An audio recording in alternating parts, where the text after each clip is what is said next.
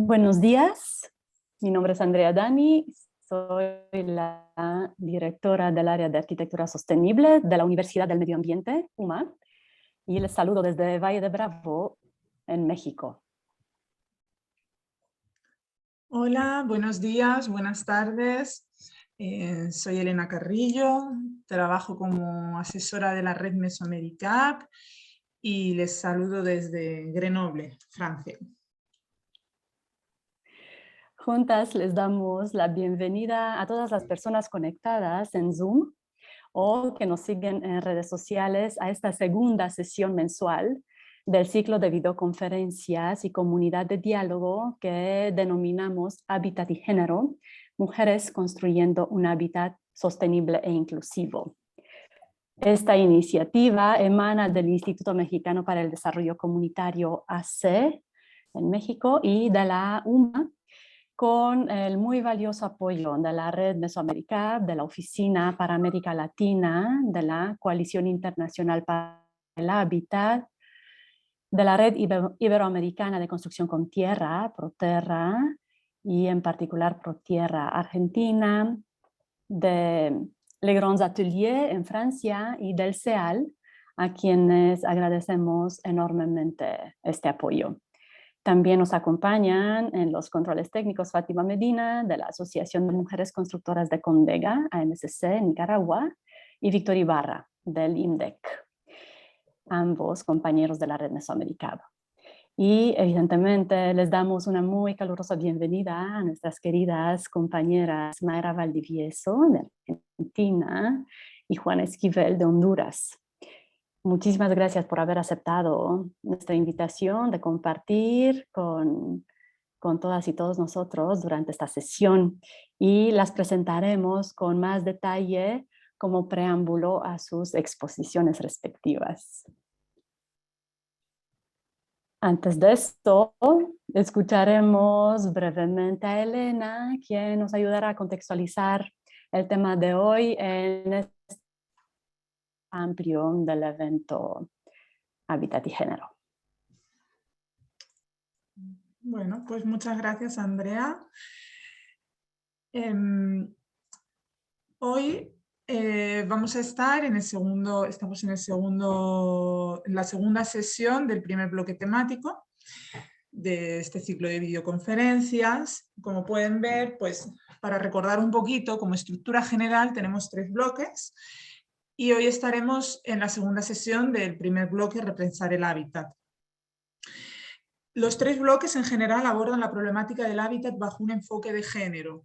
Como pueden ver, esto va a ser un trabajo que vamos a estar realizando a lo largo de todo el año.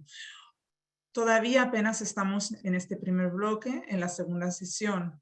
Próximamente, el mes que viene, tendremos una comunidad de diálogo y así sucesivamente a lo largo del último miércoles de cada mes, durante todo el año, iremos abordando las distintas temáticas que hemos definido para estos webinars y comunidades de diálogo.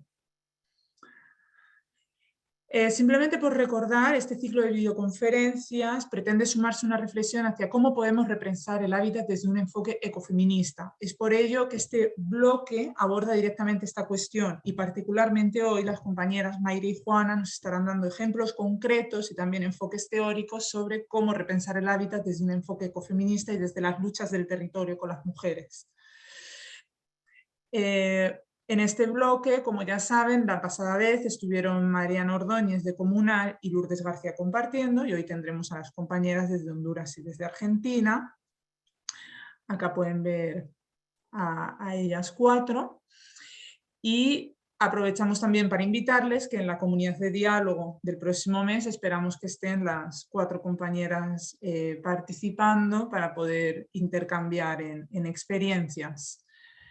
Ahora le voy a dar la palabra a Andrea, que va a hacer un pequeño recapitulativo de lo que pudimos estar compartiendo en la primera sesión con Comunal y Lourdes García. Y ese recapitulativo en verdad va a ser muy, muy sucinto porque vamos a extraer tal vez un par de ideas de lo que se ha descrito de manera muy clara en la sesión anterior, y es más que nada una invitación para quienes no pudieron acompañarnos hace un mes, sí vean la grabación de esa primera sesión de videoconferencias que tenemos en el canal de YouTube de RedMac TV. Es un material muy valioso, entonces para nada estaremos pretendiendo ahora resumir todo lo que nos fue presentado en esa ocasión. Simplemente en el caso de la conferencia que dio Mariana Ordóñez y Comunal,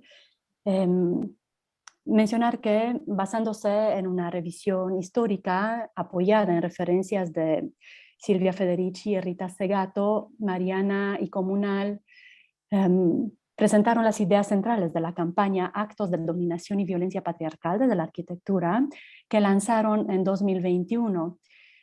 Esa violencia epistémica, ambiental, económica e institucional se ejerce desde las múltiples dimensiones del habitar: la sociocultural, la territorial ambiental, la económica productiva y la política normativa. Para eliminar esa violencia, desde el quehacer arquitectónico, Mariana y Comunal nos invitan a una reflexión colectiva que promueva 4 ejes fundamentales: el derecho al territorio, el intercambio de saberes, el diálogo interactoral y las economías solidarias. La postura antipatriarcal que se busca se encuentra precisamente en la producción y gestión social del hábitat, que ha sido el gran tema de la sesión pasada. Y ese concepto hace frente al modelo dominante, capitalista, colonialista, patriarcal, y va en contra de esa visión universal de un habitante, un sujeto normalizado y homogéneo. Partiendo de una reflexión crítica para repensar el hábitat, la producción y gestión social del hábitat aboga por la diversidad social y la interculturalidad. Es un concepto histórico que retoma el valor de lo comunitario y que entiende la vivienda y el hábitat en una relación interescalar en donde lo importante es el proceso social y no el objeto terminado. La vivienda y el hábitat son derechos básicos, no mercancía. Ese cruce entre la producción y gestión social del hábitat con los enfoques de género fueron encontrados en el feminismo comunitario. En lo que se refiere a la conferencia de Lourdes García, Lourdes nos habló desde su experiencia de varias décadas en el feminismo académico y como coordinadora del programa Laboratorio de Hábitat Social y Participación de Género de la Facultad de Arquitectura de la UNAM. Nos abrió la perspectiva hacia esa visión histórica en la cual la vinculación hábitat y género en Latinoamérica se ha dado desde 2 vertientes: la de los movimientos sociales y la del feminismo en la academia precisamente. Y nos presentó el Programa Comunitario de Mejoramiento Barrial, un proyecto desarrollado a partir de 2007, junto con el Movimiento Urbano Popular, como una ilustración, una ejemplificación de la metodología de trabajo interactoral que llevan a cabo, en la cual la academia, las organizaciones, las instituciones, secretarías, llevan a cabo un proceso articulado que después de la sistematización de la información desemboca en propuestas de doble incidencia en políticas públicas de hábitat popular y en el rediseño curricular en el área de arquitectura con perspectiva de género. De nuevo, les invitamos a ver la grabación, que es un material, en verdad, lo consideramos una joya.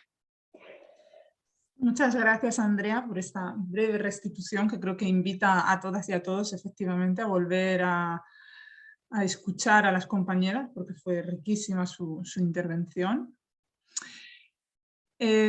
Hoy, como ya avanzábamos, estamos en la segunda sesión, tendremos a Mayra y a Juana compartiéndonos sus experiencias Y como ya saben, la dinámica de estas sesiones es que nosotras, desde el nodo coordinador, estamos generando unas preguntas generadoras y ellas a través de sus conferencias, pues intentan responderlas de una manera mucho más amplia, ¿no? Para hoy, las preguntas que les tenemos a Juana y a Mayra son: ¿qué nos propone el ecofeminismo para repensar el hábitat? Y cómo inspira el ecofeminismo la lucha del territorio. Seguramente estas preguntas generadoras se retomarán en las comunidades de diálogo. Simplemente para brevemente terminar con la palabra en un minutito, queríamos compartirles y clarificar un poquito en qué consiste esa comunidad de diálogo antes de pasar a las presentaciones. La comunidad de diálogo que tendremos el próximo mes es un espacio de intercambio y de reflexión entre las conferencistas y las y los participantes. Será transmitida en Zoom como una reunión de trabajo y pretendemos que sea un espacio de trabajo dinámico, horizontal y sensible a todas y a todos aquellos que estén presentes. A nivel logístico, comentarles que la liga se les hará enviada por correo a las personas que se registraron a los webinars. Y también les enviaremos una descripción más detallada de la misma. A nivel metodológico de la sesión, pues tendrá una bienvenida, tendrá una introducción en la que explicaremos bien la dinámica de la sesión, las ideas claves de las videoconferencias y realizaremos una lectura general de las preguntas cosechadas en las dos sesiones de videoconferencias. Como saben, y de hecho les animamos que durante las conferencias de las compañeras vayan poniendo sus preguntas en el chat de preguntas y respuestas. Hoy, igual que en la sesión pasada, elegiremos una pregunta y se contestará, pero el resto de preguntas las retomaremos en la comunidad de diálogo.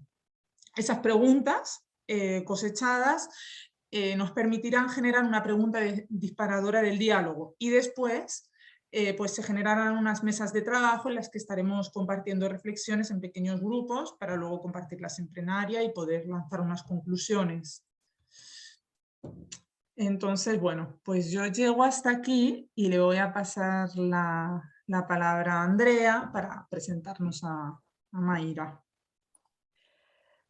Muy bien, muchas gracias, Elena. Y antes de presentar a Mayra, quiero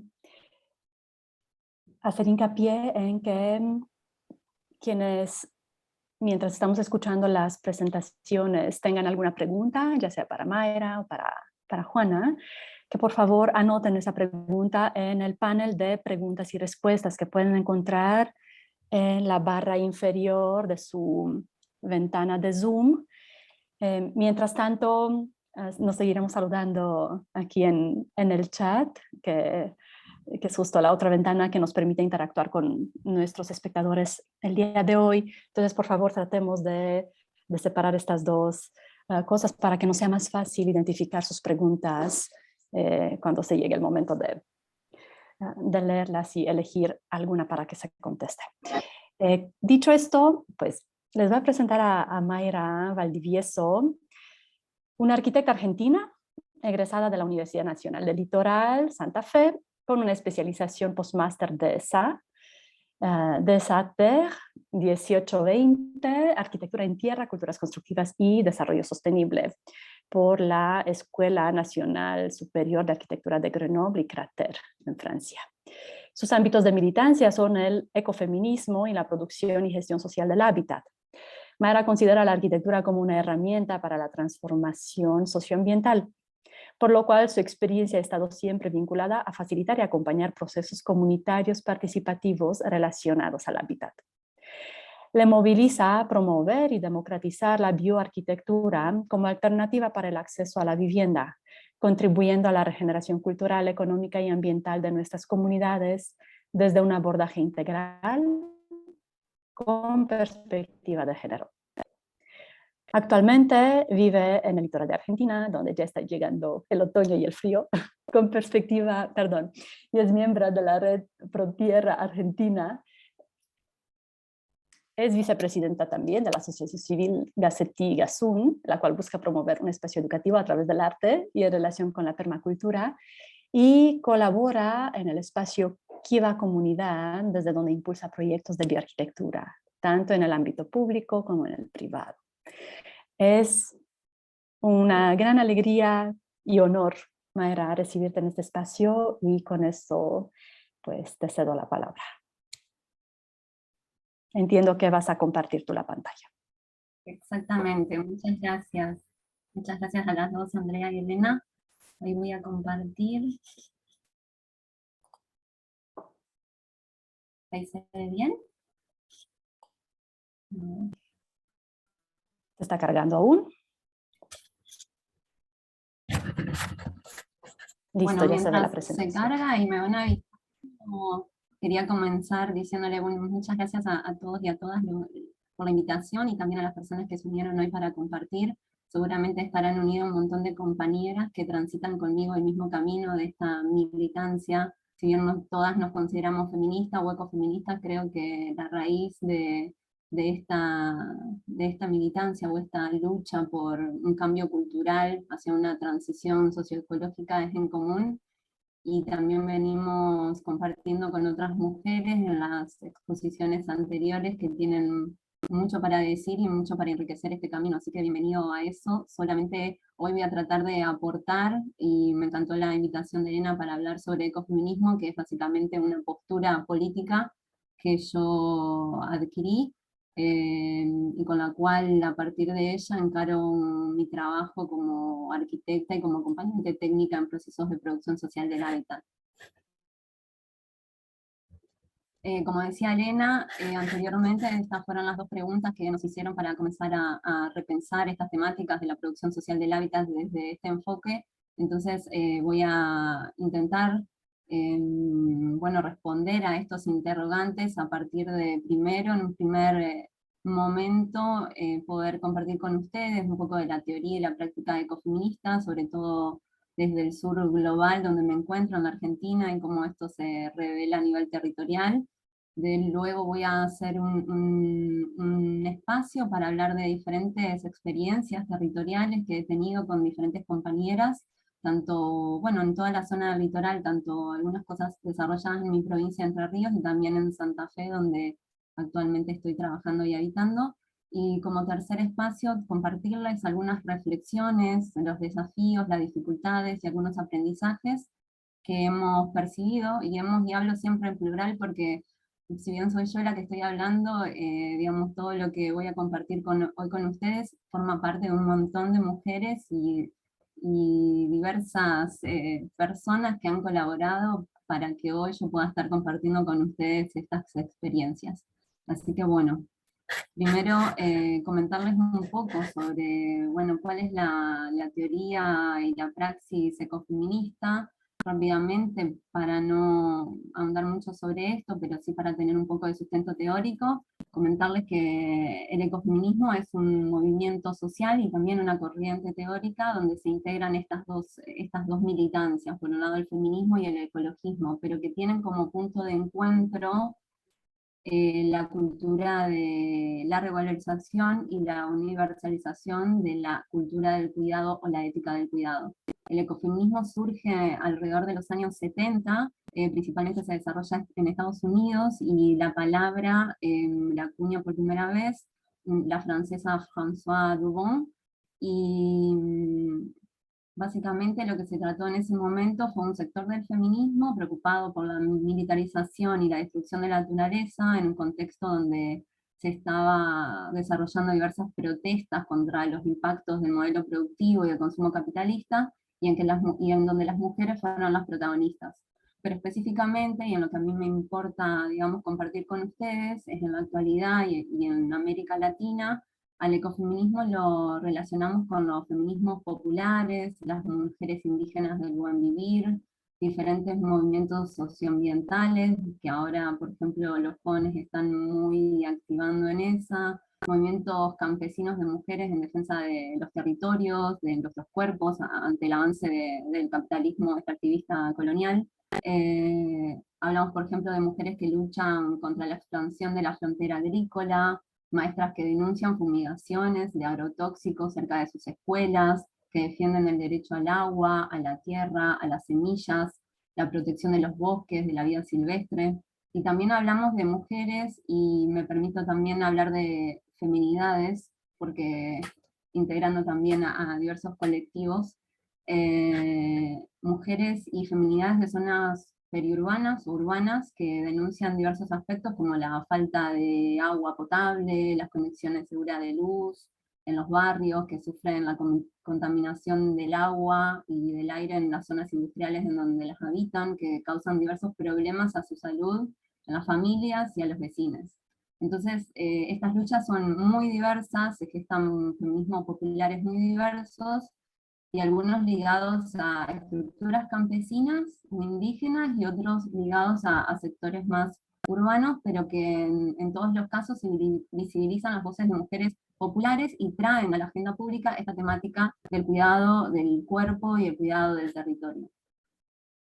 Como ahí aporta una de las teóricas que yo más leo últimamente, Maristela Svampa, y ahí lo pueden leer en la presentación, aporta una mirada sobre las necesidades sociales desde el rescate de la cultura del cuidado, como inspiración central para pensar una sociedad sostenible a través de valores como la reciprocidad, la cooperación y la complementariedad.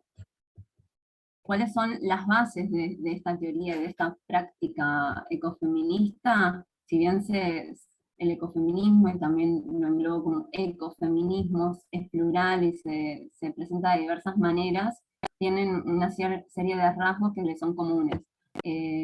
Dos de los conceptos que se manejan en esta teoría es la ecodependencia y la interdependencia, dos conceptos fundamentales a la hora de estar repensando nuestros vínculos tanto con la naturaleza como con otros seres humanos, y no humanos también.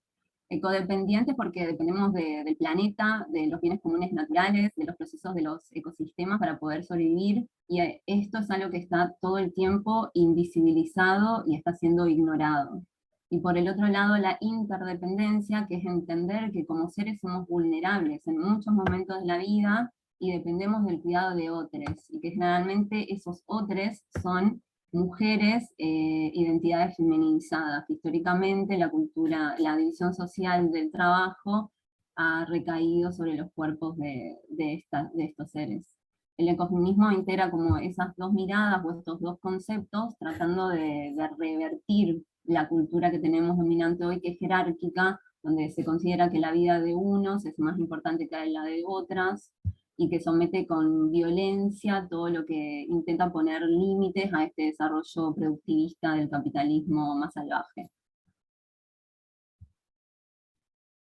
Por otro lado, ya que sabemos qué es el ecofeminismo, cuál es la teoría, cuáles son sus bases, bueno, qué es lo que cuestiona este concepto o esta militancia ecofeminista. Y lo que cuestiona es otro concepto que tomo de Maristela Svampa, que es un concepto de mal desarrollo, que este concepto remarca el carácter insustentable a nivel social, económico y ambiental, político y también de género, del modelo de desarrollo hoy vigente, producto de este avance del extractivismo, y dentro del cual también se enmarca la producción de hábitat. En el siglo XX, la idea de desarrollo se constituyó como una de las principales, un pilar de la política y el pensamiento latinoamericano, asociado a un crecimiento económico ilimitado, a la reducción de la pobreza, reemplazando ideas de progreso, de civilización que se habían sostenido en siglos anteriores y que habían modelado la modernidad.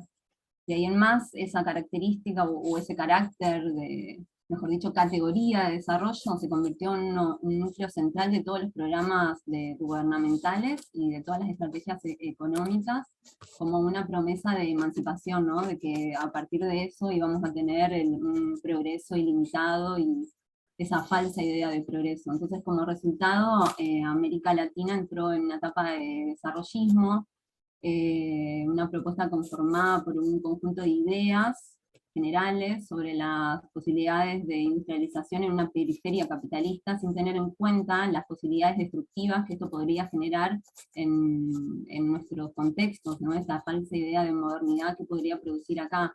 Y se empezaron a dar un montón de problemáticas que tienen que ver con, por ejemplo, el extensivo, la destrucción de los saberes propios de los pueblos, causado por un colonialismo europeo, norteamericano, entendiendo que el método científico es el único validador de todas las cosas, y produjo un ocultamiento o una subvaloración de otras experiencias u otras narrativas de conocimientos vernáculos, de prácticas locales. También produjo mucha pobreza y desigualdad.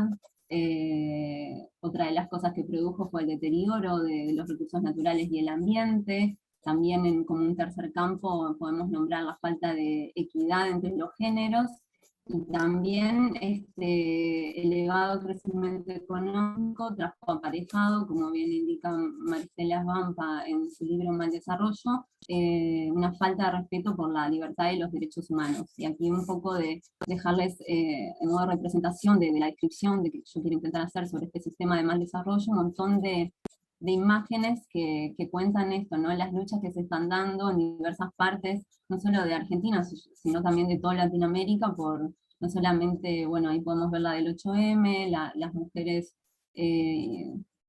protestando contra la violencia patriarcal, pero sí también mujeres del buen vivir, que no solo protestan por esto, sino también por la lucha de su territorio, que están siendo desplazados por todos los emprendimientos que ya sabemos. Entonces, en este contexto nace ese concepto de mal desarrollo, que fue utilizado por varios autores, que cuestionan esta idea de desarrollo por considerarlo un fracaso global y sistémico. Este paradigma, que debió haber sido un proyecto postcolonial para el progreso de todos, supuso una occidentalización de las teorías económicas, convirtiéndose en una fuente de pobreza. Y como dice Maristela Svampa, el desarrollo se redujo a ser la continuación del proceso de colonialización, un modelo basado en la explotación o exclusión de la mujer, occidental y no occidental, y en la explotación y degradación de la naturaleza, y en la explotación y destrucción gradual de otras culturas.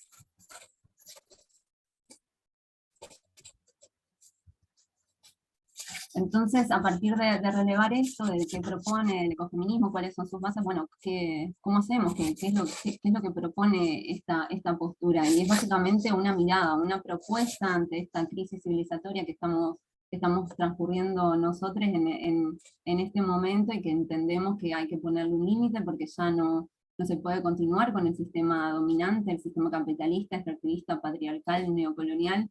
Entonces, el ecofeminismo es una invitación a pensar en qué dirección queremos seguir, y en este sentido entiendo que el ecofeminismo tiene mucho para aportar en la nueva construcción de otros horizontes, de nuevas narrativas, que sean coherentes con las condiciones materiales que actualmente tenemos para hacerlo posible. Entiendo que la teoría y la praxis del ecofeminismo, sus análisis, sus propuestas permiten situarnos y comprendernos mejor como especie, y proporcionan criterios para reconocer los riesgos que asumen las personas y que se extienden al resto del mundo vivo, porque estamos dentro de un ecosistema, no somos los únicos seres que habitamos. Y al interpretar esta realidad desde una perspectiva reduccionista, no se comprende toda la totalidad. Se simplifica la complejidad, se oculta la importancia material y simbólica de los vínculos y las relaciones para los seres humanos. Entonces, esta mirada ecofeminista vendría a contribuir a desmantelar todo este artificio teórico occidental del desarrollo que separa la humanidad de la naturaleza y de los cuerpos, y se centra en la vulnerabilidad de la vida humana y proporciona bases sólidas para construir sociedades seguras, resilientes, y que sitúen la vida en el centro. Y como dice acá Vandana Shiva, otra de las exponentes del ecofeminismo del sur global, la perspectiva ecofeminista proporciona claves, creemos necesarias, para repensar las contradicciones actuales, revertir los imaginarios dominantes y proponer nuevas formas de relación con la naturaleza y entre las personas, que permitan caminar hacia una cultura de paz que pise ligeramente sobre la tierra. Bueno, ¿y qué pasa con toda esta teoría ecofeminista que traté de resumir en unas pocas palabras, pero que se extiende, y los invito a que puedan seguir investigando sobre ella? Hay numerosas autoras que hablan sobre eso, y hay numerosas también activistas territoriales, de las cuales pueden investigar y acercarse un poco más a entender esta relación entre cuerpos y territorios, y cómo el sistema está destruyendo todo esto y está haciendo que que no se pueda sostener la vida material. En el campo del hábitat ocurre exactamente lo mismo. Si nosotros podemos analizar la producción social del hábitat, yo pongo un caso, pero esto se repite en toda Latinoamérica, hay sobradas investigaciones de gente que se dedica al hábitat y que relata la misma narrativa, ¿no? Como la producción del hábitat actualmente dentro de este sistema de mal desarrollo produce, por un lado, una homogenización cultural. Yo acá puse 4 imágenes sobre viviendas hechas por el Instituto Provincial de la Vivienda en Argentina, donde estas cuatro grupos habitacionales se encuentran en 4 puntos diversos del país y tienen la misma identidad, no importa si está en el norte, en el sur, en el este o en el oeste. Puse 4 que indican los 4 puntos cardinales de nuestro país y cómo se repite esta homogenización cultural. Entonces preguntarnos, ¿puede una persona habitar en Chubut, en el sur de nuestra Argentina, de la misma manera que lo hago yo en el litoral o que lo hace una persona en el norte? Bueno, eso es una pregunta que es fácil de responder y entendemos que culturalmente no se está apropiando de estas resoluciones. También rápidamente lo mismo podemos decir sobre el aspecto económico. En la Argentina tenemos un oligopolio de la industria de la construcción, donde por ejemplo los materiales que utilizamos, acá relaté, está 4 cementeras en todo el país, donde creo que 3 pertenecen a las mismas manos. Entonces, cómo esto se va generando a nivel económico, que el dinero se concentra en la mano de unos pocos, y aquellos que no tienen recursos económicos les sea muy difícil acceder a su vivienda. También lo mismo si hablamos del ambiente, ¿no? Relatar la industria de la construcción actualmente es una de las más contaminantes a nivel mundial, no solamente en lo que refiere al término en la construcción y la producción de todos los materiales y la construcción de las viviendas mismas, sino también en su uso. Entonces, básicamente o sintéticamente lo que quería relatar era que este sistema de mal desarrollo, así como lo vemos en todas partes, también lo podemos reflejar en la producción del hábitat, al menos en la Argentina, que es en el caso donde yo estoy actuando.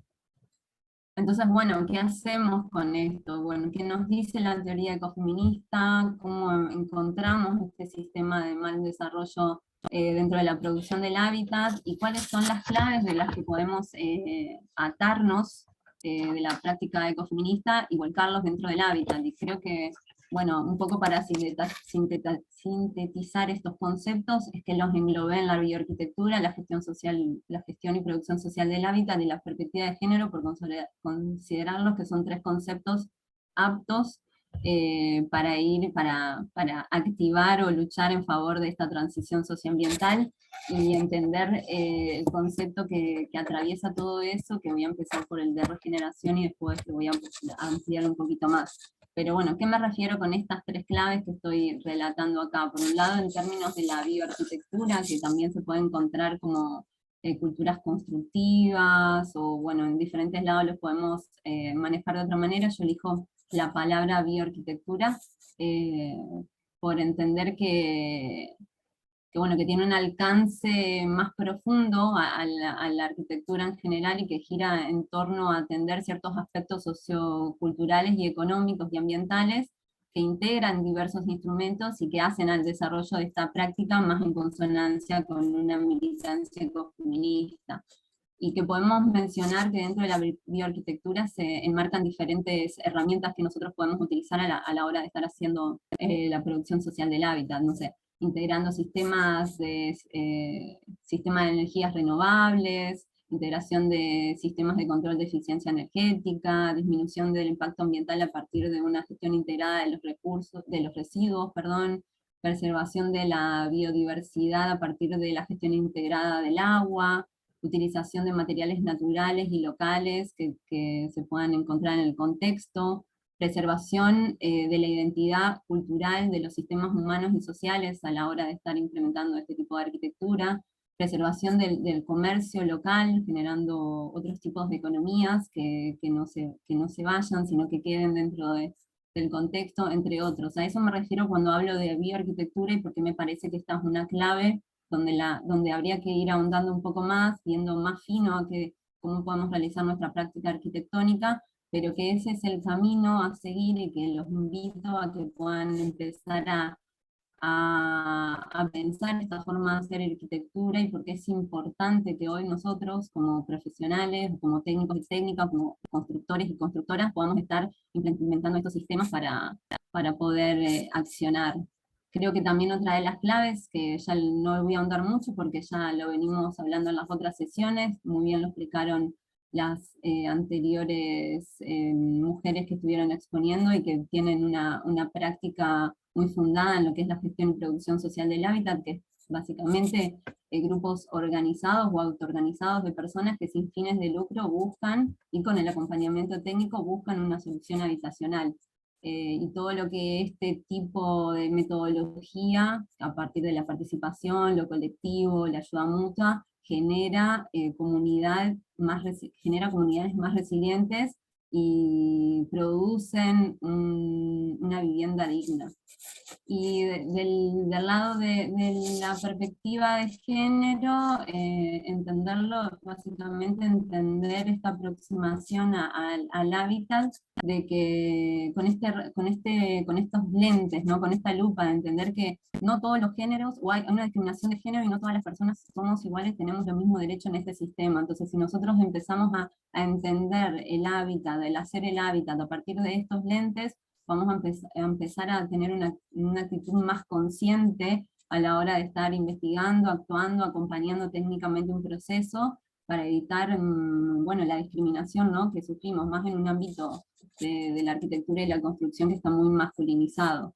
Y a esto quería agregarle, bueno, que desde la perspectiva de género y desde el ámbito del ecofeminismo, la mujer y entidades feminizadas, que quiero agregarlo también porque me parece importante rescatar otros colectivos, la mujer ha sido, bien lo dice Elena también, la mujer ha tenido un rol fundamental en las culturas constructivas.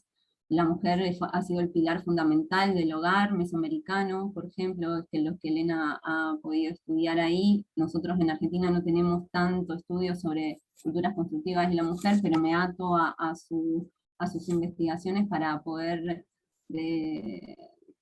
valorar y dejar de invisibilizar el rol de la mujer dentro de la construcción y dentro de la construcción con tierra, que es lo que nosotras estamos desarrollando.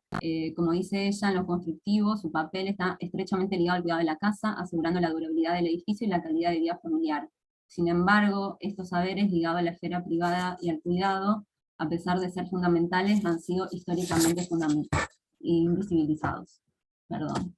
Y en este sentido también, desde mi posición como sudamericana, como argentina, también puedo relevar que actualmente cada vez más es la participación de mujeres en roles que tienen que ver con la autoconstrucción, con la albañilería, en ambientes que son muy masculinizados y que no se les permite poder insertarse dentro de esos ámbitos sin violencia, ¿no? Se necesita un acompañamiento para poder generar mejores posibilidades para las personas que para las mujeres que se quieren dedicar a eso. Entonces, como un poco, estas son las claves que yo quería destacar, de las cuales yo me baso para generar una práctica y un acompañamiento como técnica en estos procesos. Y quería agregar esta palabra que me viene resonando hace un montón, y que es el concepto de regeneración, que es algo que trasciende un poco la sostenibilidad. Si bien aplicando todos los elementos que mencioné anteriormente sobre bioarquitectura, actualmente es imposible decir que estamos haciendo una bioarquitectura 100% sustentable, ya que esto implicaría que no hay ningún gasto energético ni en la construcción del edificio ni en su utilización posterior. Entonces estamos como bastante lejos de que existan edificios autosuficientes en todos sus componentes y que no estemos generando ningún daño al ambiente. Pero sí me parece importante dentro de esta búsqueda, por la búsqueda también de la regeneración, poder rescatar todos los saberes de la arquitectura vernácula, que puede ser una ilimitada fuente de soluciones conceptuales para redescubrir este concepto de sostenibilidad, dado que todavía hay viviendas que mantienen un equilibrio entre ahorro de energía, la tradición, el respeto al medio ambiente y el compromiso social.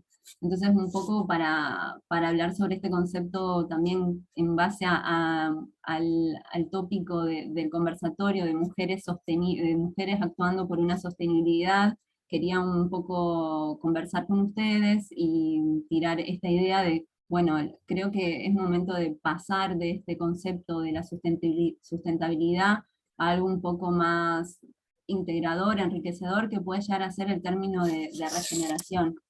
Y en este sentido, para hacer como un paralelismo entre estos dos conceptos, el de la sustentabilidad y la regeneración, los sinteticé en un gráfico y por qué entiendo que ya no se puede hablar de sostener algo, de que algo sea sustentable, porque es necesario que empecemos a actuar en este sentido regenerativo, y es un concepto que incluye y trasciende, porque para hacer un poquito de recopilación, el término aparece en el 2006 en un artículo de Bill Reed titulado Cambiando nuestros modelos mentales, y luego fue desarrollado por Daniel Wolf en su libro Designing Regenerative Cultures, y implica por un lado restaurar la vida y la salud de los ecosistemas en los que participamos, pero al mismo tiempo implica no utilizar recursos que no pueden regenerarse, ni utilizar ningún recurso más rápidamente de lo que pueden ser regenerados.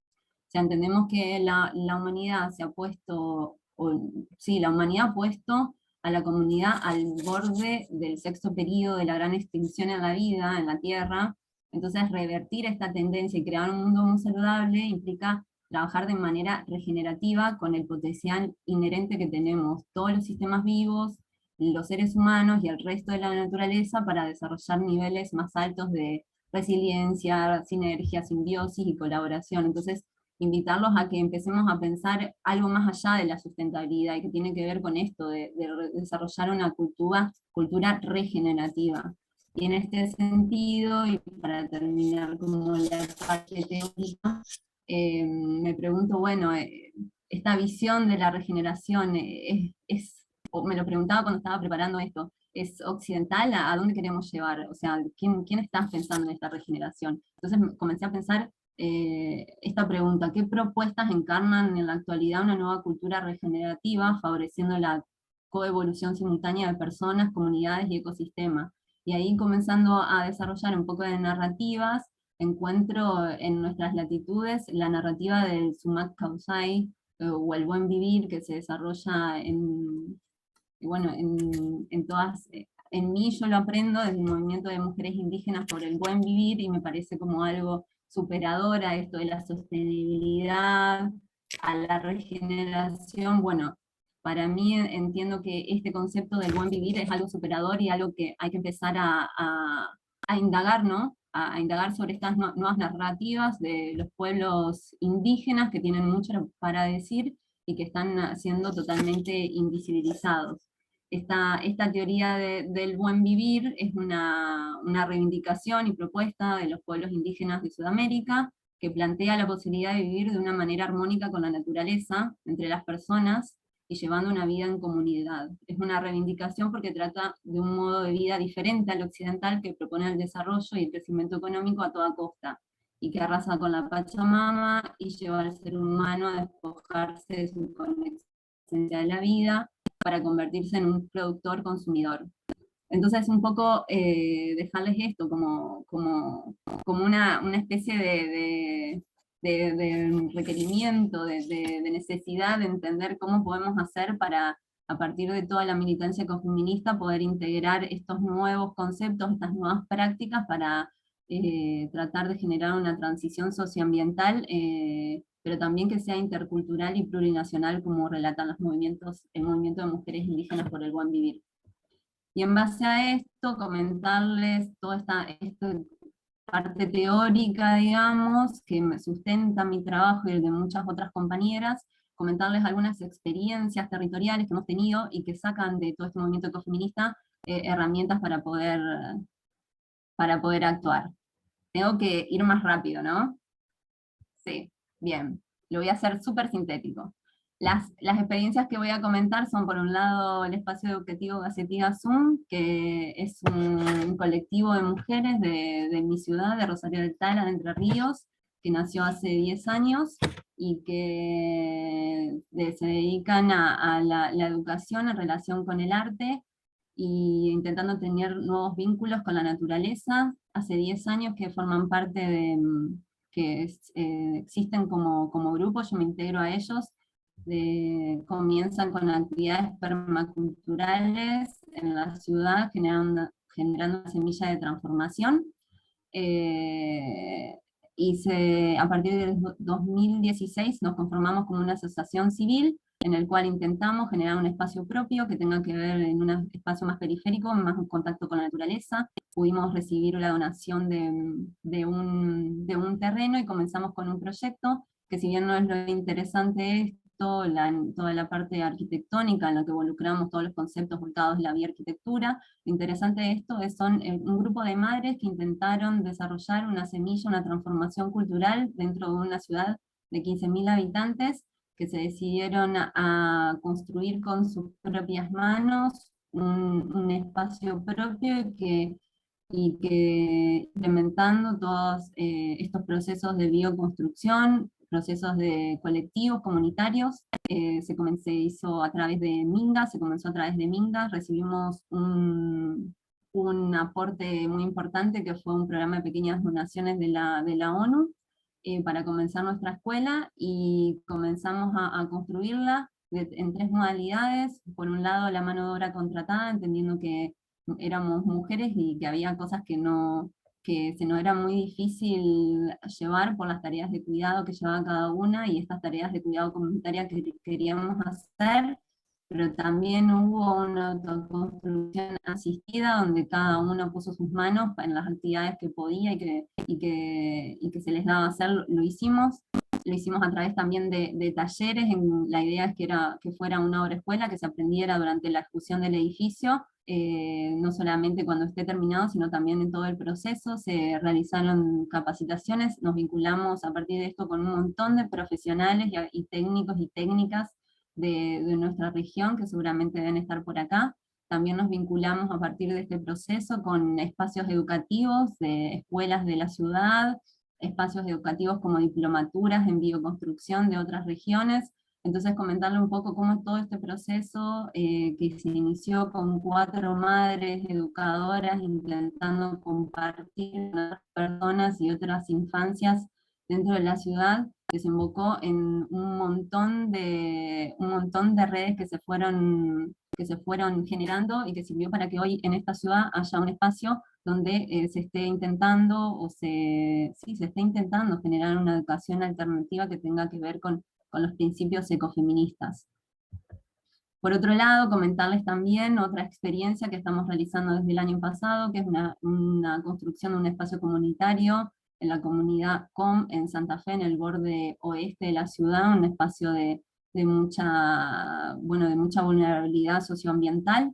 Son mujeres de la comunidad que se organizaron junto con otras profesionales del centro de salud del barrio, y entendieron que a partir de la construcción colectiva se podía generar un espacio para el club del barrio, y a partir de poder relacionar algunos programas institucionales, empezamos a construirlos. Hicimos también, al igual que en Gacetilla Zoom, un proyecto participativo para ver cómo iba a ser el espacio que ellas querían, con muy poco dinero, sin ninguna chance de hacer algo muy superador, pero sí con muchas ganas de hacer bioconstrucción. Hicimos todo el proyecto, que es muy pequeño, pero que nos sirvió a partir de capacitaciones y algunos programas para hacer unas capacitaciones con ellas, empezar a hacerlo nosotras mismas. Así que estamos en ese proceso. Somos aproximadamente 15 mujeres, la mayoría son de la comunidad, y con la asistencia técnica de mi compañera Agustina Ferreira y mía, estamos llevando a cabo ese proceso. Que aquí pueden ver todas las manos a la obra de las mujeres, y también la importancia de las infancias que tienen en estos procesos. Y por otro lado, otro caso que también venimos desarrollando desde el año pasado es la inclusión de mujeres dentro del mercado laboral privado, a partir de la conformación de Kiva Cuadrilla, que es un espacio que surge a partir de la iniciativa de una compañera, Agustina, que empieza a ser autoconstructora, adquiere habilidades para poder seguir desarrollando eso, y decide poder formar una cuadrilla donde poder insertar mujeres de los barrios populares, también del borde oeste de Santa Fe, para generar este trabajo. Y por último también comentarles, me extendí en el tiempo, otra de las actividades que estamos desarrollando con la Red Pro Tierra Argentina, que es otro espacio de militancia con perspectiva de género, la Comisión Hábitat, donde a partir de la comisión pudimos generar el año pasado ciertas actividades que tienen que ver con esto, con una visión regenerativa del ambiente, donde generamos capacitación en género y socialización de diferentes experiencias en el encuentro anual de la red, y también un ciclo de charlas de la construcción con tierra en un contexto de colapso socioambiental. Estos casos como para expresarles que bueno, eso, que estamos trabajando en ese sentido, que se puede generar una bioconstrucción regenerativa o una producción social del hábitat con esta pata regenerativa, que se puede hacerlo desde el ámbito territorial, se tiene que hacer también desde el ámbito académico, y bueno, estamos en ese camino.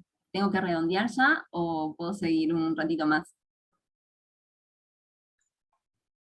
Dale, 2 minutitos más para terminar, darle paso a Juana, que termines. Perfecto.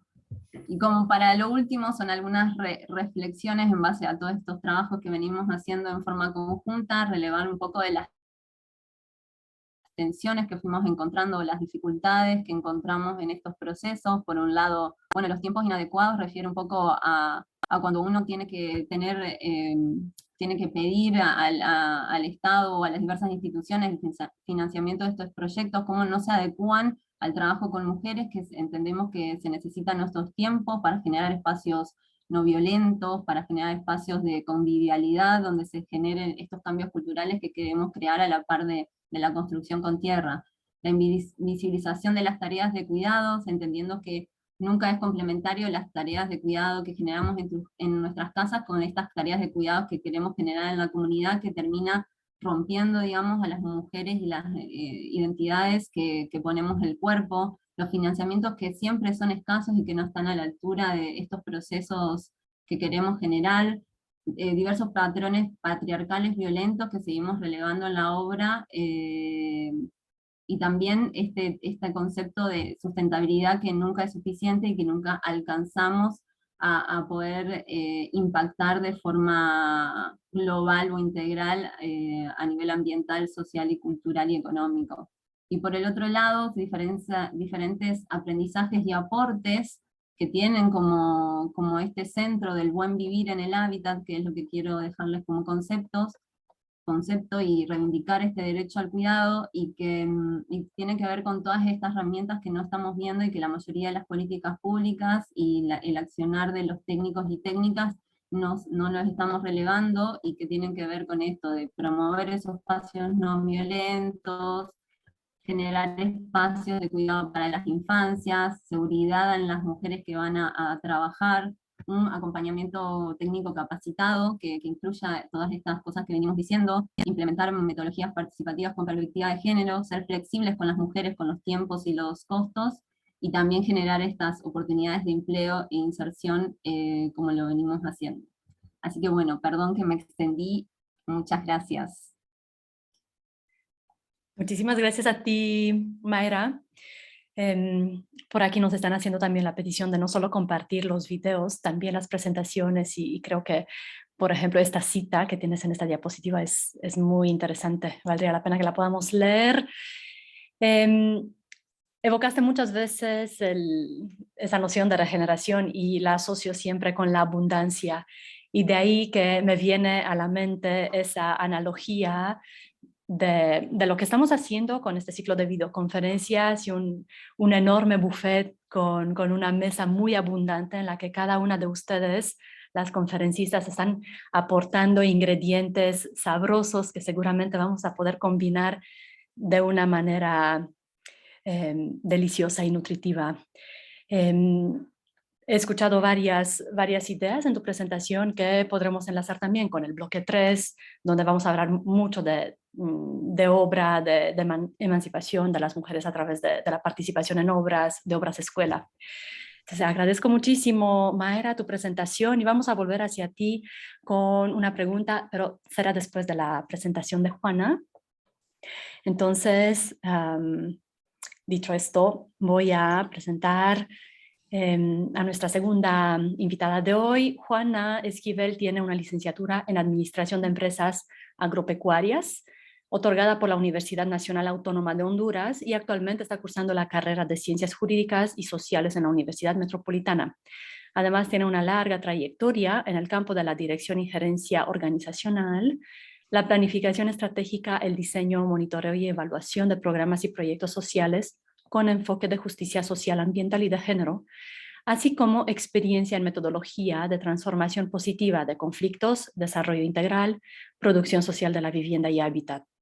También ha acompañado el fortalecimiento de la identidad de las organizaciones de base y trabajo colectivo para el logro de los objetivos compartidos. A nivel personal, Juan es una persona de convicciones claras sobre la justicia social, ambiental y género en Honduras. Tiene una importante trayectoria en la promoción y defensa de derechos humanos, acompañando comunidades y organizaciones sociales de base en las luchas reivindicadoras de sus derechos, especialmente facilitando procesos orientados a potenciar el poder político de las mujeres y la perseverancia por la igualdad de sus derechos. Juana, bienvenida y te cedo la palabra.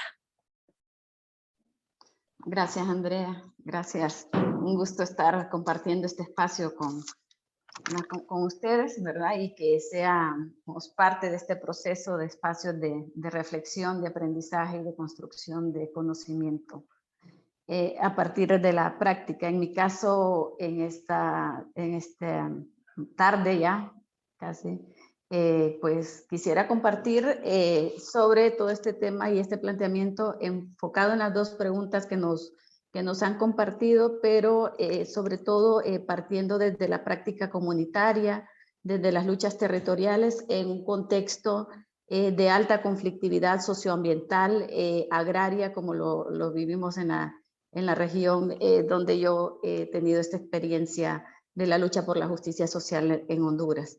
Entonces, vamos a estar hablando, no voy a entrar en la teoría porque las compañeras que me han antecedido han sido bastante amplias, de mucho aprendizaje personal, y sin duda todas las que estamos compartiendo este espacio también.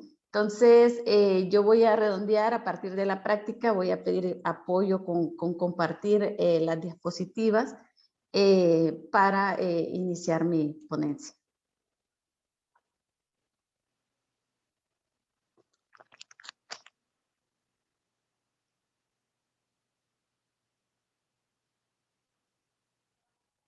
Gracias, Elena. Creo que ya tenemos aquí la diapositiva. Yo decidí nombrar esta conferencia como derecho a quedarnos, pero a quedarnos en nuestros territorios, pero también a quedarnos y a vivir en equilibrio en este planeta. Entonces, ese es un concepto que es muy manejado por las comunidades garífunas, con nuestras lideresas, que si bien es cierto, migrar es un derecho, pero también la permanencia, el derecho a quedarnos en nuestros territorios también es por lo que las mujeres luchamos en nuestros territorios. Entonces, desde esta lógica del ecofeminismo y hábitat, quisiera iniciar partiendo de la incertidumbre de la vida, de la madre tierra, ¿verdad? Además de componer esta nueva racionalidad de que estamos viviendo todo este proceso que nos invita a hacer este proceso de recuperación, de restauración y de regeneración, como muy bien lo mencionaba Mayra, de este planeta que ha sufrido un grave y acelerado deterioro en los últimos años, en las últimas décadas. Vamos a pasar a la siguiente diapositiva. Y bueno, aquí tenemos un trinomio, ¿verdad? Entre tres grandes sistemas que han estado, que son los responsables, digamos, de la situación de este deterioro ambiental y esta complementariedad que se dan para la destrucción de la vida y del planeta, que es el capitalismo, el racismo y el patriarcado, que lo estamos viviendo, cómo lo estamos viviendo en las comunidades. Vemos el despojo territorial, vemos los grandes efectos de cambios climáticos, los eventos que están sufriendo devastadores del ambiente, ¿verdad? Por causa de sequía, de inundaciones, esa destrucción y saqueo desmedido que se está viviendo en los territorios de todos los bienes de la naturaleza, ya sea bosque, agua, tierra, minerales, todo esto, este saqueo desmedido que este sistema capitalista combinado con el patriarcado y el racismo está haciendo en nuestros territorios, que está trayendo la destrucción de la vida, la destrucción de la muerte. Entonces, es importante en este contexto que estamos viviendo y que estamos sufriendo ya como humanidad y como seres vivos, ¿verdad? El generar el diálogo entre los seres y los saberes, ¿verdad? Ancestrales que históricamente han hecho posible la vida en este planeta. Entonces, desde ahí, desde la vida humana y no humana, tan necesaria para la subsistencia en este planeta. Entonces, el ecofeminismo es un desafío realmente, y desafía a este trinomio de estos tres sistemas y nos propone que nos repensemos, ¿verdad? Y que nos repensemos, pero que también accionemos sobre la organización de la vida, cómo nos estamos organizando, cómo nos estamos relacionando con la madre naturaleza a partir de esta condición humana y la vida de los ecosistemas y del planeta. También nos reta o nos desafía a poder hacer todo este proceso de recuperación y de restauración de la relación entre la vida y los saberes ancestrales, como son las históricas relaciones sociales, las formas organizativas, la relación con la naturaleza, el equilibrio, la búsqueda de ese equilibrio en esas relaciones, en la diversidad cultural, en la pluralidad de saberes existentes en el mundo. Entonces, son grandes los desafíos que tenemos en cuanto a que son dos polos totalmente opuestos, ¿verdad? La propuesta del ecofeminismo, que es la propuesta de la vida, versus la propuesta de estos sistemas, digamos, que se han introyectado en la vida y en el planeta. Entonces, con el fin de poder generar, digamos, esta sustentabilidad compartida de la vida humana y no humana, nos reta el ecofeminismo a podernos plantear y a podernos desafiar a nosotras y a nosotros mismos. Podemos pasar.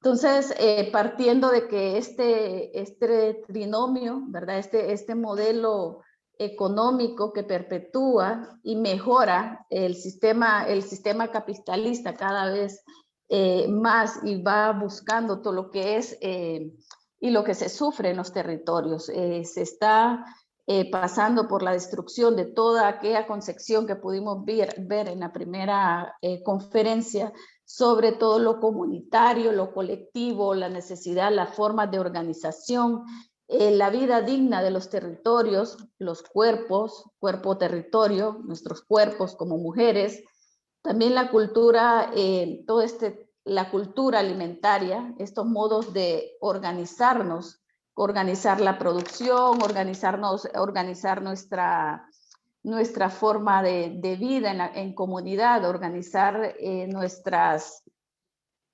espiritualidad, organizar nuestra ancestralidad, nuestro planeta, ¿verdad? Entonces, todo este modelo capitalista, patriarcal, racista, atenta contra la propuesta del ecofeminismo y genera lo que es un crimen a la humanidad y al planeta, agudizando las condiciones de pobreza, el despojo, la violencia, entre otras y muchas consecuencias que este modelo y este sistema nos está llevando a, y que contrapone toda esta propuesta del buen vivir en los territorios que se plantea desde la integralidad, desde la inclusividad, desde la integración, desde la diversidad.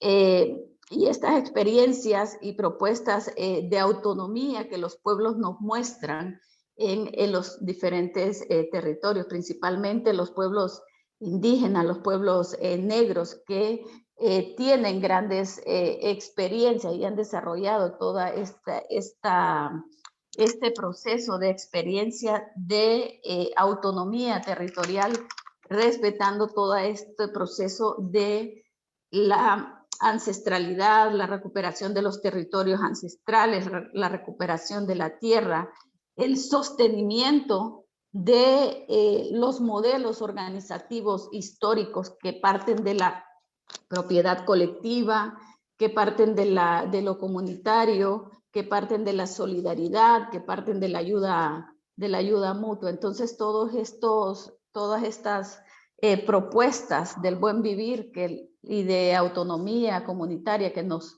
enseñan los pueblos indígenas y negros es un reto, digamos, para el resto de la humanidad poder sumarnos y ser parte de todas estas propuestas de colectividad para poder lograr la restauración y la sostenibilidad, digamos, a largo plazo de lo que es la vida en sí misma. Podemos pasar a la otra diapositiva, por favor. Entonces, creo que es importante destacar el papel de las mujeres, ¿verdad? De las que defienden la vida y las que defendemos este derecho a quedarnos en nuestros territorios. Y es que aún en este sistema que hemos mencionado, este trinomio, es necesario que podamos resaltar el poder político de las mujeres que sostienen la lucha en sus territorios y lo sostienen desde la organización, desde la movilización. ¿Y de dónde vienen esas fuerzas? Nos preguntamos muchas veces, que hacen que sostengamos todos estos procesos de lucha. Pues creo que hay todo un saber ancestral, toda una espiritualidad, todo este amor por la vida, por la vida misma, el amor por la tierra, el amor por el agua, el amor por los bosques, el amor por las montañas, el amor por el planeta en sí mismo. Creo que son las que defendemos la vida, tenemos arraigadas nuestras fuerzas en toda esta espiritualidad y esta ancestralidad que nuestras abuelas y nuestros abuelos nos han heredado para poder tener la continuación de la vida desde este principio, desde esta filosofía del buen vivir de las comunidades y de los pueblos indígenas y campesinos. Entonces, nos invita a este equilibrio y a esta racionalidad entre lo ambiental y la vida humana. Entonces, creo que es importante, digamos, rescatar o mencionar las propuestas que existen a nivel territorial en cuanto a la autonomía de los pueblos. Y nos encontramos, y esto creo que es una situación que pasa no solo en Honduras, sino que a nivel de Mesoamérica y del mundo, donde las comunidades se están organizando para procesos de defensa y de recuperación de los territorios ancestrales, y desde esta idea de ir recuperando estos modos del buen vivir, desde las prácticas de la agroecología, de la producción social de la vivienda, desde las culturas organizativas que mencionaba antes desde esta colectividad comunitaria, desde no renunciar a la colectividad a pesar de encontrarnos en un sistema que nos está enseñando y nos está imponiendo esa visión de la propiedad privada. Y en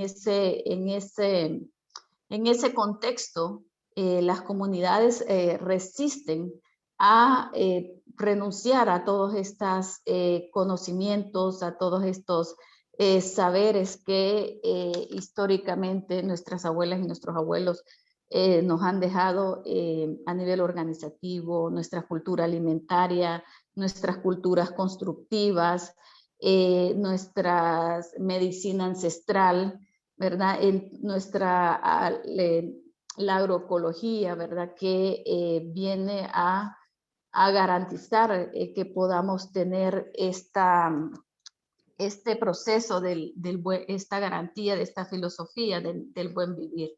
Entonces, cómo las comunidades, ¿verdad?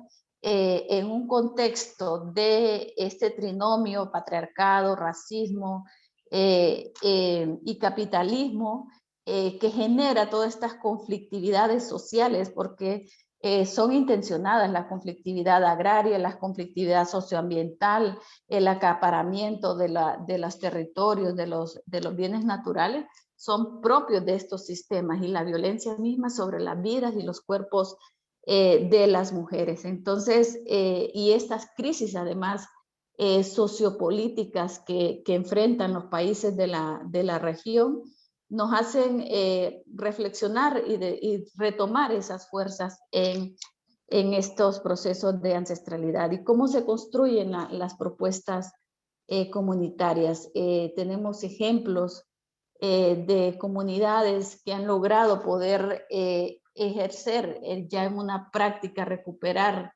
esos modos de organización que parten desde una visión de la colectividad, del bien común, del bienestar, del buen vivir.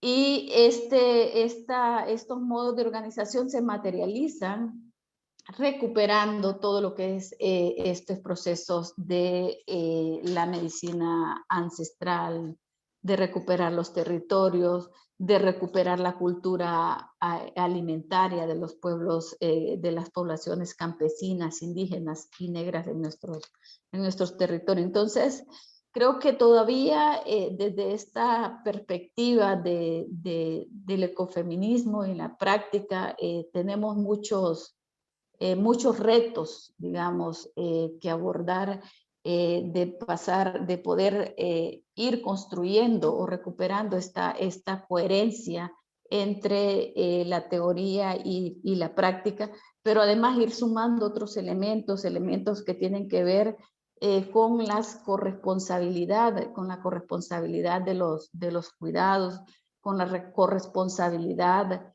del equilibrio de la vida misma. Entonces, creo que es muy importante que podamos retomar estos ejemplos a partir de la práctica y del ejemplo que ya tenemos en los territorios, que ya tenemos en las comunidades que están diciendo o llamándonos cuál es la ruta por dónde podemos ir para poder contribuir a restaurar el planeta y sostener la vida como tal. Entonces, creo que esos equilibrios de la vida, de esta relación con la madre tierra, los modos de producción son todavía un reto, digamos, para muchas comunidades, para muchos territorios, pero sin duda nos están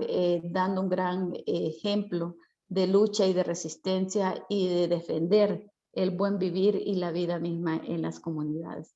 Entonces yo no sé si hay otra diapositiva, casi estoy cerrando esta parte. Quisiera cerrar con esto que nos planteaba nuestra querida Berta sobre el ecofeminismo y hábitat, donde nos decía que mientras tengamos capitalismo, este planeta no se va a salvar, porque el capitalismo es contrario a la vida, a la ecología, al ser humano y a las mujeres. Gracias. Muchas gracias a ti, Juana. Muy conmovedor el cierre, evocando la voz de Berta Cáceres. Y con los pocos minutos que nos quedan de esta sesión, vamos a elegir un par de preguntas de nuestros espectadores, de nuestras espectadoras. Y voy a iniciar con una que será dirigida especialmente a Mayra, pero evidentemente si vas a querer aportar algo sobre el tema, Juana, serás más que bienvenida. Mientras tanto, también vuelvo a invitar a quienes nos están viendo a poner sus preguntas en el panel de preguntas y respuestas. Bien, Mayra, aquí nos están planteando como esta situación, ¿no? de encuentro que muchas veces se da de manera muy, muy contrastada, por no decir antagónica, entre los saberes técnicos y los saberes populares. Las personas que llegan a realizar proyectos de vivienda, de transformación del hábitat desde esos saberes técnicos y que muchas veces están teniendo ese efecto de desplazar desde el argumento de la modernidad los saberes populares. ¿Cuáles son entonces los retos que aún falta por cubrir en relación con la formación de esas personas y cómo podemos manejar mejor esos encuentros de saberes? ¿Cuál es tu Bueno, perspectiva? rápidamente lo que se me ocurre como técnica hoy, y es lo que intento llevar a cabo con un montón de compañeros, es generar redes y actuar también en el ámbito de la formación. Creo que, bueno, nosotros recorremos un camino, los que tuvimos el privilegio de acceder a la academia, la formación como técnicos y técnica, que es precaria, es muy precario, digamos, no hay una complejidad y una búsqueda en ese sentido, ¿no? Y creo que esto es típico del sistema en el cual estamos viviendo y que también atañe a las academias, nos forman para ser técnicos para desarrollarnos en el mercado. Y creo que ahí es algo que se debería hacer mucha más incidencia, ¿no? En el acompañamiento de las personas que nos queremos dedicar a esto, ser profesionales o técnicas o técnicos, no me gusta usar la palabra profesional, acompañar estos procesos. Es necesario involucrarnos en otras narrativas como la que venimos hablando. Yo creo que toda esta formación que estamos comentando ahora, todos estos conceptos y esta praxis, las hemos desarrollado una vez que salimos de esos ámbitos y nos encontramos en el territorio teniendo que actuar y acompañar estos procesos, y ahí estamos viendo que es muy complejo, que hay un montón de cosas para hacer, y bueno, que es necesario este vínculo con el territorio. Para poder entender un poquito más. Yo la respuesta no la tengo, pero creo que la estamos construyendo entre todas y entre todos. ¿Cómo podemos acompañar mejor? No sé si ahí va la pregunta. Creo que como reto es eso, empezar a pisar el territorio, empezar a ver las problemáticas que hay y actuar de forma participativa con la gente que es quien sabe cómo quiere vivir, ¿no? No creo que seamos nosotros los que tengamos que estar viendo o diciendo eso. El reto es empezar a escuchar.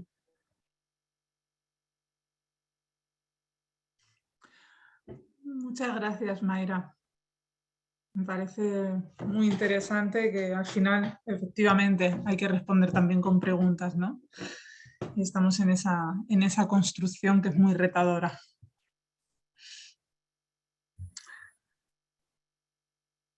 Pues tal vez veo por aquí una pregunta que le podemos tal vez lanzar a Juana, aunque también pienso que Juana tiene mucho que aportar en esta reflexión, que espero que en la comunidad de diálogo podamos retomarla, porque es creo que un tema muy profundo del que generan muchas reflexiones. Aquí preguntan, que tal vez Juana pueda darnos alguna pista, es una pregunta muy, muy grande, pero veo que pone Sandra Yoc en el chat. ¿Cuáles podrían definir como los principios políticos y estratégicos que el ecofeminismo aporta a las luchas para la emancipación y transformación social? Sé que es una pregunta súper amplia y que podría ser para otra conferencia, pero no sé, Juana, si te animas a dar alguna pista de reflexión.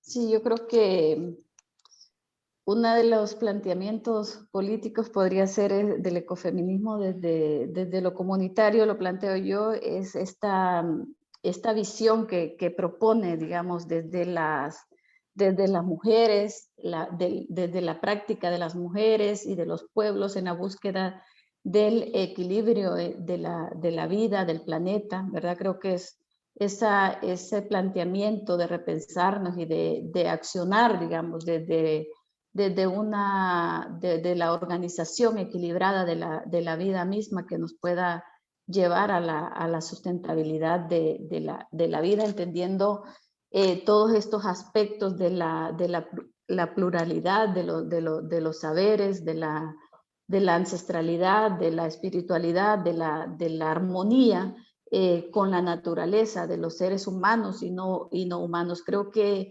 el planteamiento político fundamental es buscar ese equilibrio desde esta cosmovisión del buen vivir. Y yo agrego, creo que el planteamiento principal es el cuidado, ¿no? La cultura del cuidado, que eso es lo que nos está faltando como sociedad, como humanidad, entendernos dentro de ese concepto, pero desde ahí actuar, desarrollarnos, generar nuestros trabajos, entendiendo que hay otros a los que tenemos que cuidar y nosotros mismos también cuidarnos. Creo que esa es la base del ecofeminismo, que podríamos decirlo como un principio.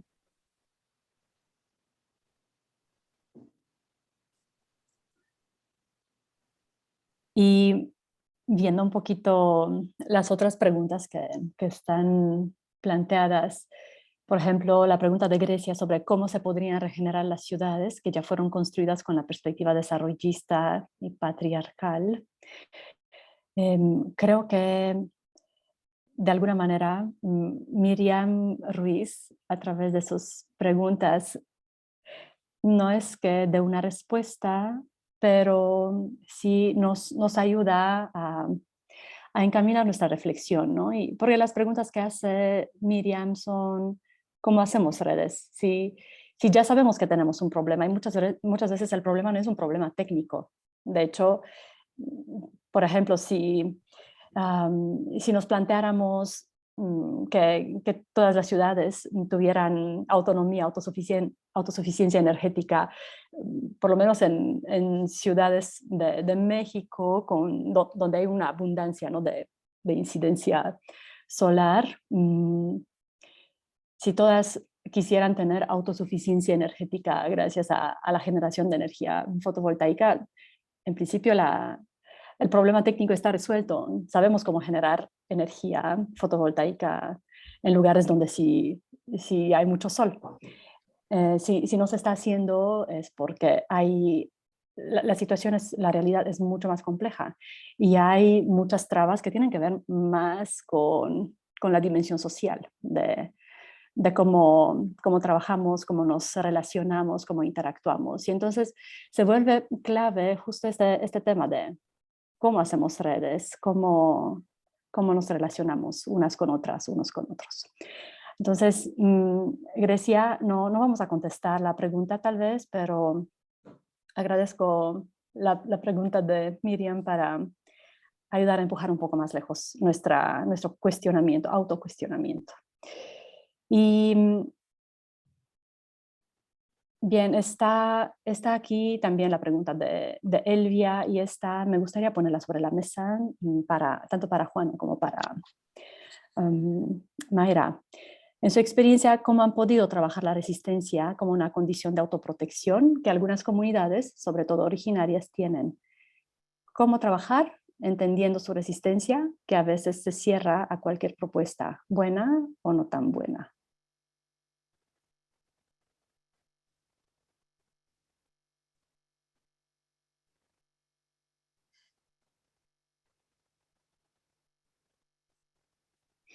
Tuve un problema técnico, Andrea. ¿Podrías repetir la pregunta?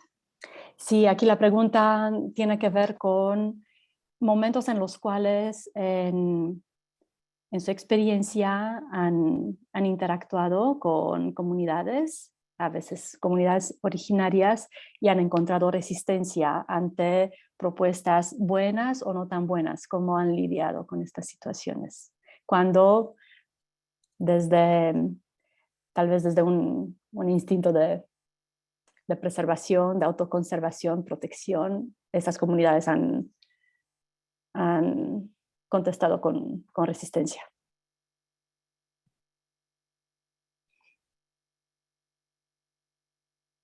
Yo creo que lo más difícil, digamos, es esta cultura del individualismo, digamos, que se ha metido, digamos, en los territorios, en las personas, en las comunidades, y nos hace pensar en lo individual, en lo particular, y no desde esta perspectiva colectiva y comunitaria y de cuidado como lo planteaba Mayra. Entonces, eso a veces limita, digamos, los procesos de organización de cara a poder impulsar procesos. Pero en general yo creo que la práctica depende la perspectiva con que nosotras llegamos a los territorios a acompañar.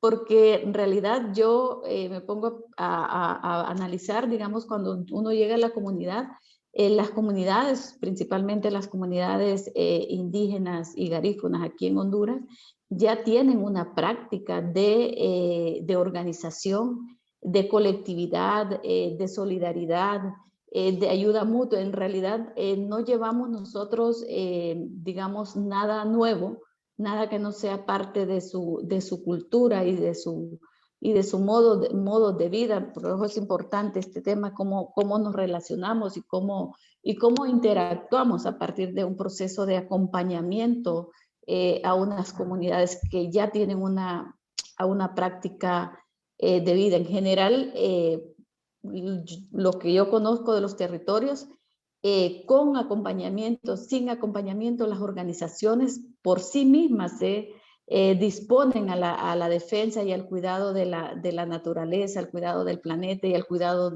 de la vida. Creo que lo que hacemos las que acompañamos y las organizaciones es complementar quizás en algunos aspectos que muchas veces tienen que ver más con lo técnico que con lo político, que las comunidades ya se plantean con este planteamiento político que ya tienen en la defensa y el cuidado de los territorios, tanto con campesinos como ancestrales en el caso de los pueblos indígenas y negros.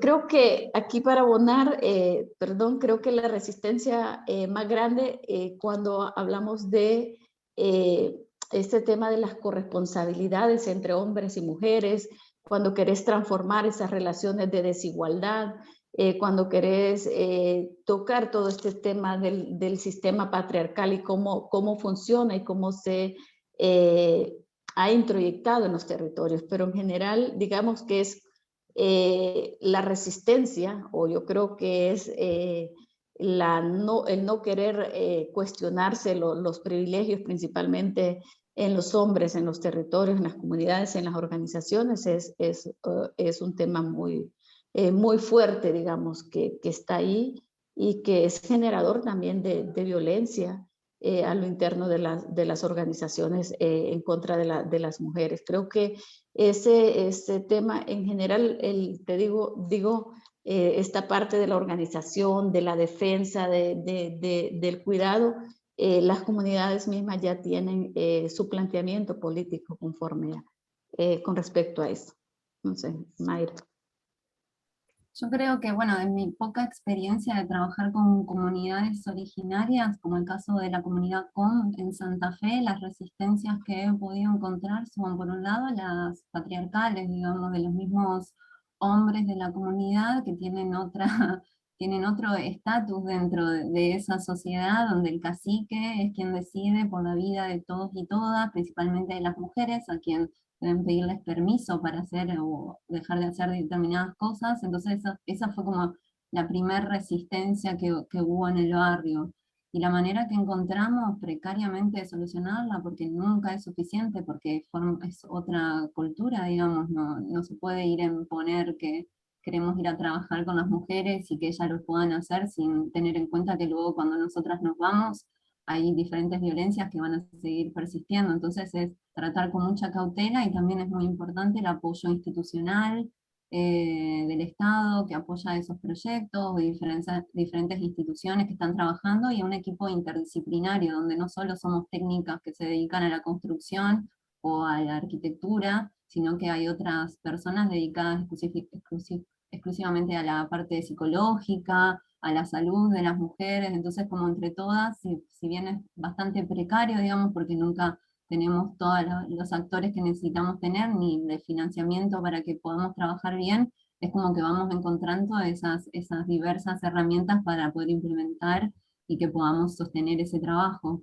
Y por el otro lado, otra de las resistencias que hemos encontrado y que es muy paradigmática es a la construcción con tierra. O sea, claramente las comunidades que han construido toda su vida con tierra, pero que han sido desplazadas de sus territorios hacia estos lugares periféricos de las urbes en busca de trabajo, y donde se ha perdido la cultura constructiva, y en un país donde se sostienen diferentes mitos que tienen que ver con que la arquitectura en tierra es para los más vulnerables o para los pobres, como han dicho muchos gobiernos, o que produce enfermedades. Entonces como que trabajar con la comunidad o con estas mujeres específicas que me ha tocado a mí, trabajar en esos mitos a partir de sensibilización y divulgación de que la arquitectura en tierra, la bioconstrucción o la bioarquitectura es algo que nosotros estamos practicando, no porque nos parezca que es para otros, sino que nosotras mismas vivimos en esos espacios, los construimos, desarrollamos nuestro trabajo porque creemos que es la forma para lograr un hábitat digno. Esas son como las resistencias y las herramientas que nosotros hemos podido encontrar para vencerlas.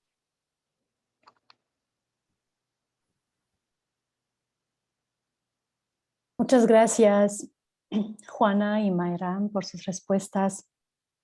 Cosecharemos las otras preguntas que quedaron pendientes, tanto en el chat como en el panel de preguntas y respuestas.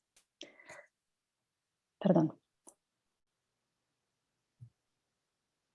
Nos las llevaremos como un insumo para nuestra sesión de comunidad diálogo del 27 de abril. Enviaremos a todas las personas registradas en el ciclo de videoconferencias un poco de material de entrada, que va a ser la memoria de las primeras sesiones.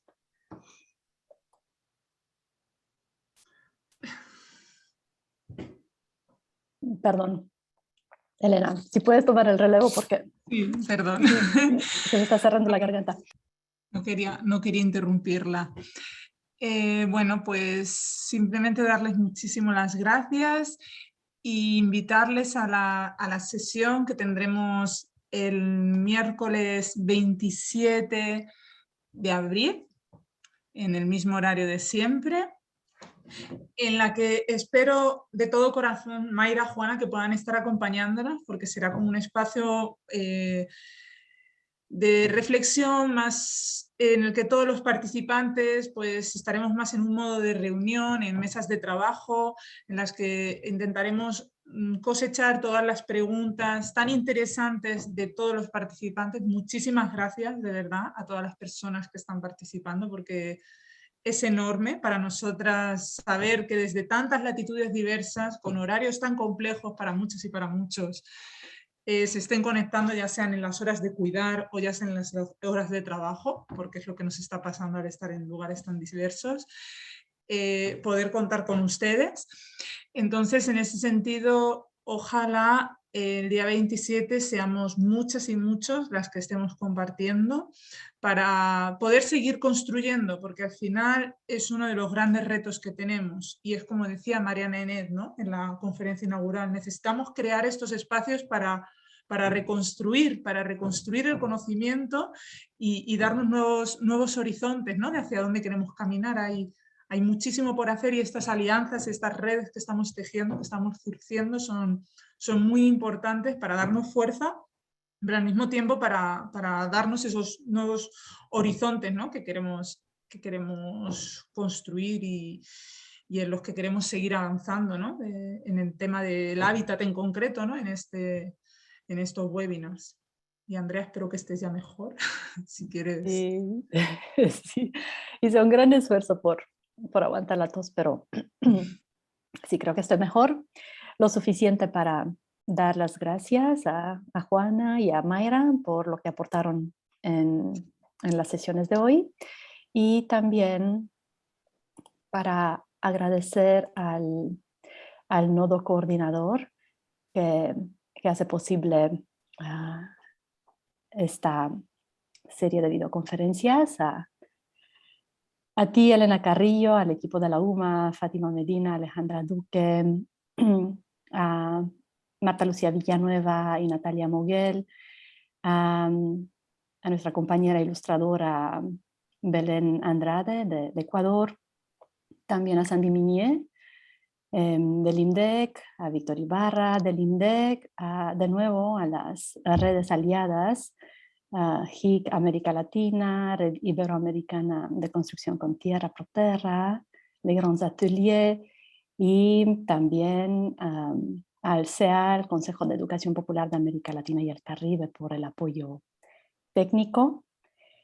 Y bien, espero que coincidamos numerosos el 27 de abril. Esa sesión se va a llevar a cabo en otra modalidad, en modalidad como de reunión, que nos permitirá interactuar de manera mucho más libre y, creo yo, más enriquecedora que estas videoconferencias en modalidad de webinar. Mayra, Juana, ¿desean decir algo para despedirnos? Yo, por mi lado, agradecerles a ustedes la invitación, también a Juana por compartir este espacio, y a todas las mujeres y demás personas que nos estuvieron escuchando, y nada, a mis compañeras y compañeros que vienen trabajando conmigo hace muchísimos años, y hoy solamente estoy presentando esto desde mi visión, pero este trabajo colectivo, que creo que por eso es importante estos espacios, generar redes para que nos vayamos nutriendo entre todos y todas para construir esto que queremos hacer, nuestra transición hacia otro mundo donde quepan muchos mundos. Muchas gracias. Gracias, Mayra. Pues igualmente agradecer este espacio. Creo que siempre es como reconfortante volvernos a encontrar, podernos repensar y reflexionar, que sigamos abriendo muchos más espacios de conferencias, de diálogos, de aprendizajes, para poder compartir, y con esa apertura de seguir aprendiendo, creciendo, y poder interactuar con estos saberes compartidos. Entonces, muchas gracias, y por habernos acompañado en esta sesión, por habernos invitado, a todo el equipo que organiza, que sabemos que es un trabajo de meses, de días, para poder hacerlo posible. Entonces, un abrazo, y nos seguimos encontrando. Gracias, Mayra. hasta pronto. Muchas gracias. Hasta Hasta pronto. luego.